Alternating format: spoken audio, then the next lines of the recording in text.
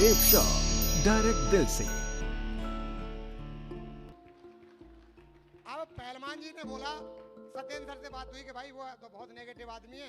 Sir ने बोला उससे मीटिंग करो, दमदार तरीका से मीटिंग करो। अगर वो व्यक्ति ऐसा कर रहा है तो हो सकता है आपका डायमंड निकल सकता है। सर ने उनको समझाया, ये घर पे आए, बार बार चक्कर लेने लगे।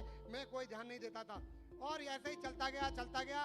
और कुछ समय के बाद जब पहलवान जी ने फोटो दिखाया कि भाई मैं सिल्वर हो गया, मुनेश जी ने दिखाया मैं सिल्वर हो गया, मैंने बोला, मैंने कहा यार ऐसा नहीं हो कहीं ये 8 लाख रुपया कमाने लग जाए। मेरे गांव के रहने वाले, पड़ोस के रहने वाले, फोटो दिखाया इन्होंने फोटो। मैंने कहा यार ये भी फोर्स वाले और मैं भी फोर्स वाला, कहीं ऐसा नहीं हो ये 8 लाख रुपए महीने कमाने लग जाए और मैं रह जाऊं। अब धीरे धीरे मेरे मन में खलबली होने लगी। उसके बाद में फिर भी काम नहीं कर रहा था। फिर क्या होता है, एक दिन जब मैं ट्रेन में जब जा रहा था, ड्यूटी लगी थी मर्दर, आगरा से लेके और जोधपुर तक गाड़ी जा रही थी मर्दर में, और वो व्यक्ति भी मेरे साथ था जो आज आया हुआ है, विनोद सिंह गुजर, आरपीएफ में। कहीं भी हो खड़े हो जाएं, उनके सामने की बात है। और सुखराम साहब, मैं 4 कांस्टेबल थे और हम बात करते हुए जा रहे थे। वो मीर सर से करीब 2 घंटा बहस हुई और मैंने टूटी टाटी तो छोड़ी, मैंने इधर साइड में हट जाओ। और वो मीर सर से मैं झगड़ा करने लगा। मैंने कहा ये फर्जी है, ये बता रहे बुक में देखो मेरा फोटो। मैंने कहा मैं छपाऊँ भाई फोटो ऐसा, और वो करे अच्छा 5 लाख रुपए देता हूँ मैं छपाओ।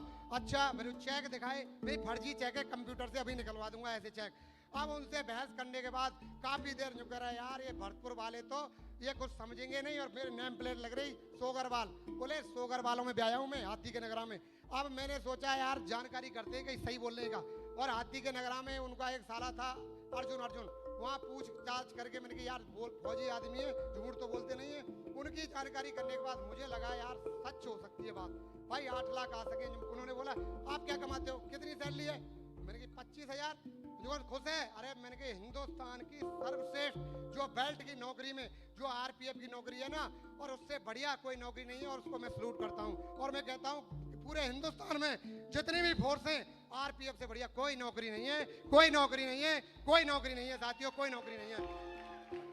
ये मैंने उन्होंने से बोला, और ये बताने के बाद उन्होंने मेरे को नंबर दिया। मोबाइल नंबर देने के बाद मैं उनके पीछे लग गया। अब बातचीत तो हो चुकी थी। फिर एक बार क्या हुआ, सतपाल सर ने और धर्मवीर सर ने सत्येंद्र सर की जो डायमंड शिप हो रही थी, उस डायमंड शिप में इन्होंने मुझे बैठा दिया। और डायमंड शिप में 1400 रुपए का एंट्री पास, मेरी 1400 रुपए का एंट्री पास। मैंने कहा मैं नहीं जाऊंगा, मैंने मना कर दिया। मैंने कहा अपने आप ले चलो। इन्होंने ही पैसा लगाया था उसका, और इसी जेपी पैलेस होटल में। और यहाँ देखने के बाद, सत्येंद्र सर की डायमंड शिप देखने के बाद, मैं वहाँ पीछे पीछे खड़ा था और ये पालकी में बैठ के आ रहे थे। और इनकी मैडम गुरु माताएं जो हमारी, और वो वहाँ बैलून में आ रही थी। और ये सब नजारा देखने के बाद दमदारी से वो वहाँ ही मुट्ठी बांध रहा था। मैंने कहा इतना बड़ा सम्मान और यहाँ होता है, पैसा भी मिलता है, और बताओ इतना मान सम्मान मिलता है, इस बिजनेस को जरूर करूंगा। और यहीं से मुट्ठी बांधी थी मैंने, और यहीं से कमिटमेंट लिया था कि कुछ भी हो जाए, और यहाँ मुनेश जी गवाएं, सतपाल जी गवाएं, ठोक के कोई काम नहीं, कुछ नहीं, और ठोक के यही जेपी पैलेस है टाइगर साहब। यहाँ ठोक के कसम खाई थी कि मैं अपने बाप की औलाद नहीं, कि यहाँ से एक दिन डायमंड बन के नहीं दिखाया, डायमंड बन के नहीं दिखाया, डायमंड बन के नहीं दिखाया, डायमंड बन के नहीं दिखाया। थैंक यू वेरी मच साथियों, यही हॉल है, यही वो हॉल है, और इसमें कसम खाई थी।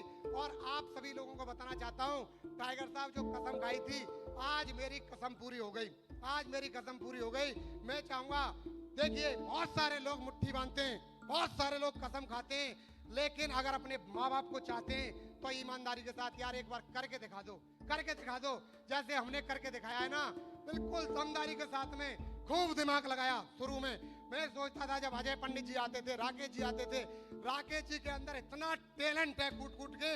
आज मैं आप लोगों को बताना चाहूंगा, राकेश जी फोन पर समझाते थे, और हम जब ये जाते थे फील्ड में 2-3 बार गए, और पुराना स्कूटर था, भाई की शादी में मिला था, और मैंने बोला सर को मेरे साथ भेजो, सर पे लैपटॉप था, और स्कूटर से वैसे ही और बैठे, सर को झटे मेरे स्पीड लगा दी। तो राकेश जी बोले ठीक ठीक। दूसरी बार कभी मेरे पास नहीं बैठे राकेश जी, वो बोला भाई ये पटक पटक मार देगा, ये कोई नहीं है। फिर भी जब राकेश जी बताते कि सर नेगेटिव बात नहीं करनी है, और मैं इनसे जानबूझ के नेगेटिव बात करता था, और वकील साहब के पास ले जाके बैठा देता था, और नेगेटिव बात। अब राकेश जी कहते नहीं नहीं नहीं ऐसे नहीं करना है, और मैं वही नेगेटिव बात, वकील साहब की नेगेटिव बात। मैंने देखना मैं पहले ही वकील साहब को समझाता था, मैं राकेश जी नेगेटिव बात के लिए मना करेंगे और आप करना, और मैं भी करूंगा। तो ऐसे मनोरंजन टाइम में बिजनेस चल रहा था।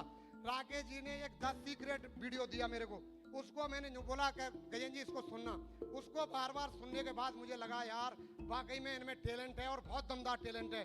और रात में ही पहले बताते थे गजेंद्र जी एक दिन प्लानिंग करो और प्लानिंग करके ऐसे काम करो। बहुत सारा इन्होंने सपोर्ट किया दमदारी के साथ में।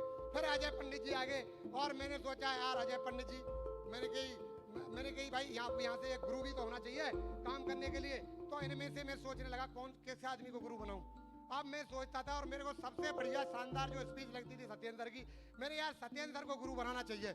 और जटे दिल्ली दल में मानने लगा मैं चाहे सत्येंद्र को गुरु बना लेते हैं, इतने भी सारे लोग आ रहे हैं और ये अपने उम्र के हिसाब से सत्येंद्र को मैंने गुरु का दर्जा दिया और आज भी दे रखा हूँ। और चाहे मैं यहाँ से अरबपति हो जाऊँ खरबपति हो जाऊँ, वही श्रद्धा सर के प्रति रहेगी, क्योंकि गुरु गुरु ही होता है। और दमदारी से काम करने लगा। मैं चाहूंगा सर के लिए जोरदार ताली होनी चाहिए, जोरदार वाली ताली होनी चाहिए, जोरदार वाली। Thank you very much. और साथियों उसके बाद में काम चलने लगा कुछ समय के बाद में। और जब धर्मवीर सर निकल के आए, मैंने बोला मैंने कहा यार इनके अंदर भी काफी टैलेंट है, इनको भी गुरु बनाना चाहिए। फिर मैंने उनको भी गुरु बनाया और ये कहते गए, उसी काम को करता गया। और मैंने सोचा यार इनके पास कितनी बड़ी प्लानिंग है। इनकी प्लानिंग ले लेके पहले मेरा पेरिस का टारगेट हुआ, जो मैं महाराष्ट्र में था, और मैंने बोला सर अब नहीं होगा, बहुत सारी डीडी चाहिए। तो गजेंद्र जी आप टाइगर हैं, गजेंद्र सिंह सोगरवाल हैं, आप जाट हैं, आप फलाने सीखे। और 2 मिनट बात करने के बाद मेरे अंदर जोश आ गया और मैंने बोला सर डन, टारगेट होगा। और 101% टारगेट हुआ था पेरिस का, 101%। मैं चाहूंगा धर्मवीर सर के लिए जोरदार वाली ताली होनी चाहिए, जोरदार वाली ताली होनी चाहिए, जोरदार वाली ताली होनी चाहिए। और साथियों मेरा जो सपोर्ट किया है ओमवीर सर ने भी बहुत दमदार तरीका से सपोर्ट किया है और निस्वार्थ भाव से सपोर्ट किया है उन्होंने, निस्वार्थ भाव से। क्योंकि मैं तो नेगेटिव था और बैठा रहता, अगर वो मेरी सपोर्ट नहीं करते, वो मुझे नहीं बताते। और बीच बीच में भी कई बार ऐसी बातें हुई जिसके कारण मुझे लगा यार कर लें नहीं कर लें, तो बीच बीच में उन्होंने साधा और कई बार मेरी काउंसलिंग भी की और सही तरीका से की निस्वार्थ भाव से। मैं चाहूँगा और सारी मेरी टीम जानती है जहाँ से बिजनेस स्टार्ट किया, क्योंकि आज मैं भी नहीं बोल पाया, जिन्होंने मेरा जो सहयोग किया है तो कभी जीवन में बोल नहीं पाऊंगा। मैं चाहूंगा ओमवीर सर के लिए दमदार वाली ताली होनी चाहिए, दमदार वाली ताली होनी चाहिए, दमदार वाली ताली होनी चाहिए। Thank you very much, thank you. उसके बाद अजय पंडित जी आए निकल के, अजय पंडित जी आए, चलता रहा, बहुत मेहनत करते थे, बहुत टैलेंट था, बताते थे, लेकिन हम समझ नहीं पा रहे थे।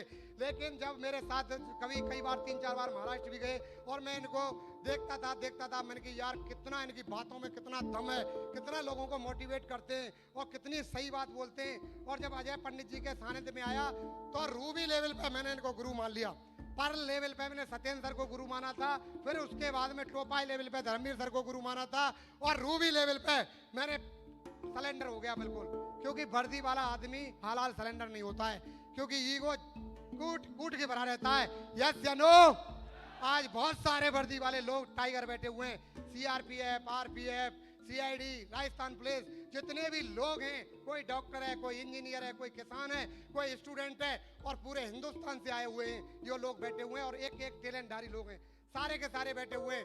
तो साथियों अजय पंडित जी की शरण में आया और इन्होंने पूरा हाथ मेरे ऊपर रख दिया, और रखने के बाद बताते रहे। और शुरू में तो मेरे से बात करने से भी डरते थे, तो कहते यार धर्मवीर सर इससे मत बुलाओ, ये कैसा यार आदमी है, अपनी गाता रहता है, सुनता ही नहीं है और बोलता ही रहता है, भाई इससे मुझे मत बुलाओ।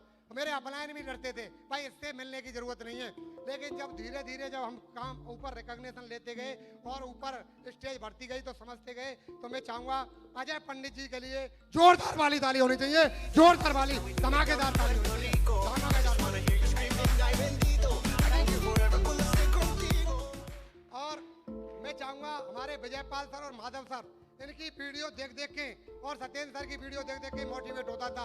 आज भी जो भी कोई भी प्रोग्राम देखता हूँ, कहीं भी कोई फंक्शन में जाता हूँ, तो इनकी वीडियो सुनकर देखकर और जब जाके स्टेज पे मैं चढ़ता हूँ, आज भी कोई भी है दमदार तरीका से, जब तक मैं 1-2 वीडियो नहीं सुन लूँ उससे पहले मैं स्टेज पे जाता नहीं हूँ। और इन्हीं की वजह से आज मैं यहाँ आ पाया हूँ। तो मैं चाहूँगा ये मेरे सारे गुरु हैं, जो इनकी वजह से यहाँ में मेरे को जो सक्सेस मिली है आज, इनके लिए भाई दिल से और धमाकेदार वाली ताली होनी चाहिए, धमाकेदार वाली ताली होनी चाहिए, धमाकेदार वाली।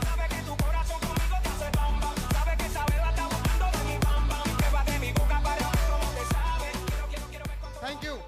नौकरी में भाई जिंदगी कट रही थी, चल रही थी और सपने काफी बड़े बड़े थे और मुझे पता था कि भाई एक दिन इतिहास लिखना है।